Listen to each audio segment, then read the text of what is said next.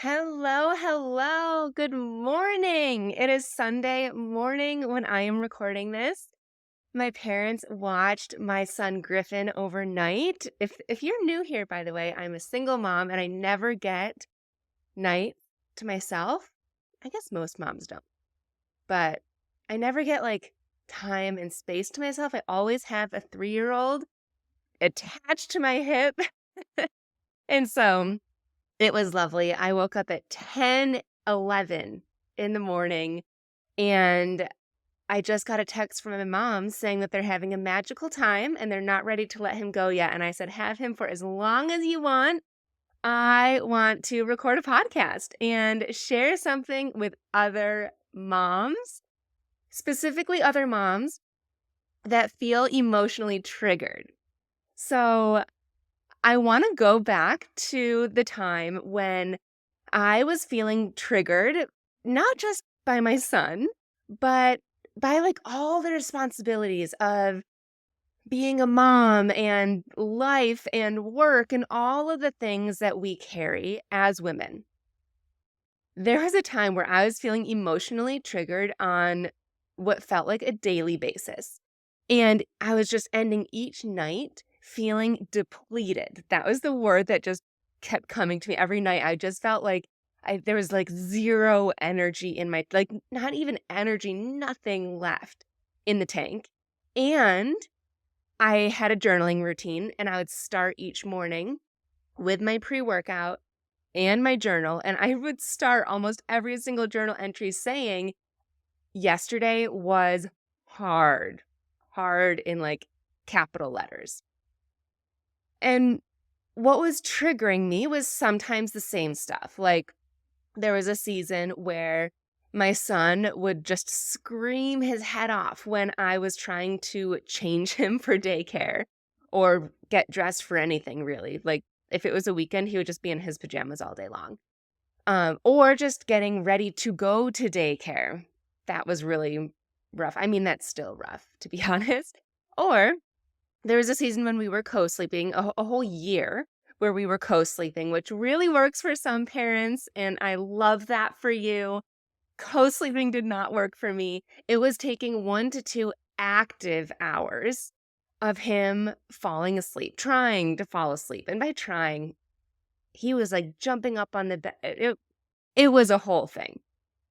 And I didn't have an ounce of time to myself during that whole year where I wasn't in mom mode or work mode. And it was just exhausting. Or I would be triggered when my house was just a mess and I felt like I was constantly tripping over things that in my head, I would like walk past these toys and say like, oh, I need to put those away 5 days in a row, right? Sometimes I would feel triggered by like completely new stuff, like when he started to have monthly ear infections. Monthly. It was exhausting. And that was during the holiday season and during my egg freezing process. And it was just a lot. So like my personal stuff going on too. Or the occasional times when I sunk into the hole of like all of the challenges and emotional feelings of single parenting. So like there's just a lot of stuff to be emotionally triggered by. And my focus was always on, why am I so triggered? Why do I feel so reactive all of the time? Like my nervous system immediately spiked when those things happened. And it took so long to calm down. But by the time that it calmed down, something else happened, is what it felt like. And so it felt like I was in a constant, heightened emotional state, always. And I couldn't come down from it. And I was able to stay calm during my son's meltdowns. Like while he was freaking out, I've never been one to like lash out and scream. In fact, there were times there initially, like when it did happen, I yelled like once or twice in the beginning, and I noticed that it worsened things by a million times. So very quickly I learned like, all right, well, that's not working. So there was that. I think like very soon on, I was like, that's not working for my son. But then also when I was trying to transition to him sleeping in his own room, there were a few nights that I yelled. But for the most part, I've been able to stay calm during his meltdowns, but still internally, it felt awful. Like I would, from the outside, picture like, this 3 foot tall person screaming at you. And I'm like, la di da. But inside, I'm just like, "Ugh."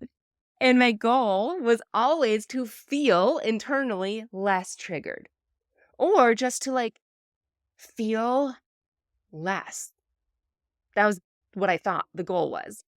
And this is what I wish someone had told me or that I learned earlier on when I was trying so hard to navigate my son learning his independence and having preferences. Even when he couldn't talk, he would just like scream.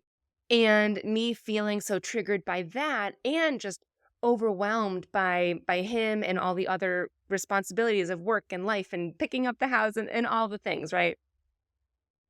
It's not about not feeling triggered. I'm going to say that again. It's not about not feeling triggered. And here's why. It's because we feel that way.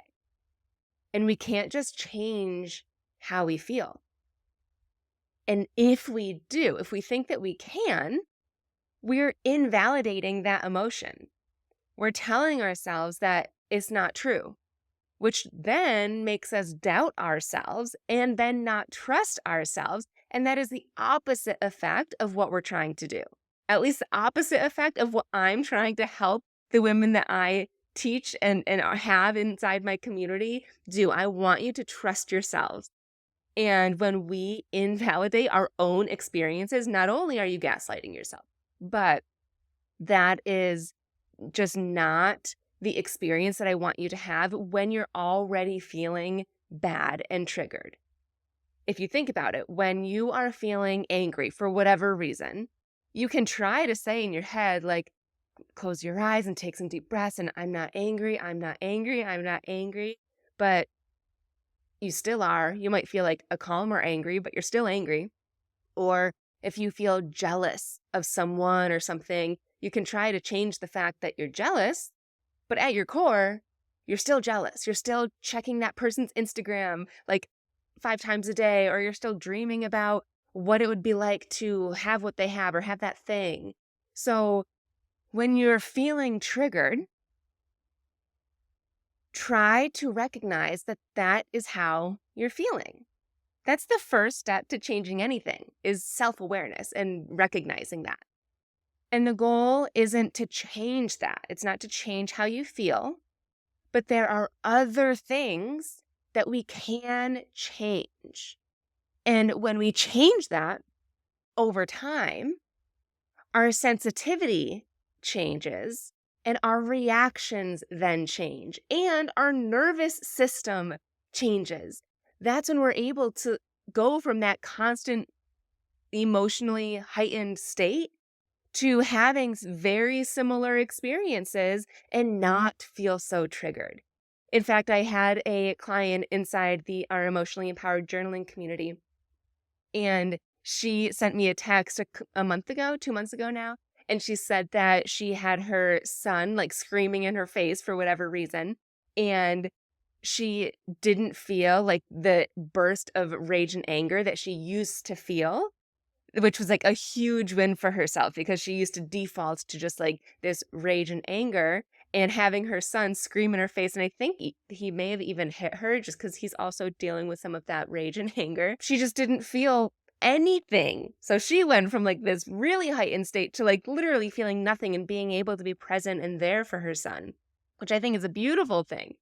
So this is why I'm so excited to finally invite you to something that I've been working on for 3 weeks, and it's a free workshop. It's called Patient and Present. I'm going to be teaching you how to go from feeling triggered by your kids' meltdowns to patiently holding space for them and actually enjoying being around them. Those are words that I've gotten from my clients. A different client said, I feel like I should be enjoying motherhood and I hate it right now. And I just feel like that's so relatable. Like if moms were honest with themselves, a lot of moms would agree with that statement. So if already you're like, yes, I need this, you can go register at the link in my show notes. But I'm going to walk you through the things that you are going to be learning about on this workshop. So, first, I'm going to be going through the number one thing that's draining you and how to shift it. The 4 mistakes that most moms are making that are keeping you in that stuck and exhausted and overwhelmed state. The key to feeling calmer, quicker, and to create more patience that has nothing to do with meditation. I feel like everyone out there, and like I get ads all the time, it's like always about meditate for 5 minutes or whatever. And it's nothing to do with meditation. And lastly, my secret formula for how to go from a decision fatigued, overstimulated mom to a calm, patient, and emotionally regulated mom, even when your kids are screaming at you. With everything that I'm going to be sharing with you, I've like packaged all of that from what I've learned, and it's helped me. It's like legit all of the things that have helped me stay calm and patient and present and even connected. Like I feel connected during the tough times and big emotions that my son has. And my son's meltdowns haven't stopped, right? Now it's just now that he's a little older, he has meltdowns about other things. Like when I ask him to pick up the spaghetti that he legit, like the other day, he's eating spaghetti and I see him like scoop up a big glob of spaghetti with his hands. And I see him like look over at the floor and he's about to throw it on the floor. And then I see him bring it back over to the bowl. And he's about to put it back in the bowl. And in his mind, he's like, nope. And he walks back over to the floor and throws it on the floor. And I'm like, really? So of course I'm like, that's fine. But now since you chose to throw it on the floor, you now have to pick it up. Meltdown, right? Or he has meltdowns when I ask him to get into the bathtub and also when I ask him to get out of the bathtub. He also hates it sometimes when I ask him how his school day went at daycare. Not every time, so I don't know what's going to happen when I pick him up from school. So he still has meltdowns. He's a kid. He's a 3-year-old. It's not his fault, but what I can control is how I respond. And that is what I'm going to be teaching you inside of this totally free workshop. And honestly, I think that it's the reason that everything that I'm going to be sharing with you is the reason that my son and I have such a strong connection and such a strong bond. So I'm excited for you to experience that. I'm excited for your nervous system to like get this breath of fresh air and to get a break, because at the very least, you're going to walk away from this feeling validated and feeling hopeful, even if nothing else changes. But I know that you will if you implement what it is that I'm going to be teaching you. There will be a recording if you can't join us live, but if you can attend the workshop live, I'm going to be doing giveaways. I haven't decided yet what they are going to be. I'm thinking, though, of giving away the journal prompt archive. That is my archive of 100 journal prompts that are split up by emotional goals like stress and self-sabotage and lots of other things, as well as like a mood tracker and my breakthrough blueprints and whatnot. And potentially 1 month free of my journaling community, Emotionally Empowered, which is valued at $197. Crazy. Anyways, this workshop, Present and Patient, is happening on Monday, August 19th at 11:30 a.m. Eastern. Again, it will be recorded if you can't join live. So to get the recording, you have to register anyways. So you can register at the link in the show notes. I'm so excited. I've put my heart and soul into the content that I'm going to be sharing with you, picturing the moms that are showing up on the other side of the screen and really, really wanting to serve you and wanting you to walk away feeling better and also more present and connected and enjoying your life. And when you're feeling better and lighter in your day-to-day life and as a mom, like your responsibility, like you're this weight off of your shoulders, you're going to show up differently, not just as a mom, but in your other relationships. At work, you're going to feel more inspired. You're going to feel more fulfilled to do the things that you want to do for you. So that's just something else that we're going to tap into. But I hope to see you there. And I hope that you found a little bit of inspiration from this episode as well. I hope you have a wonderful rest of your day.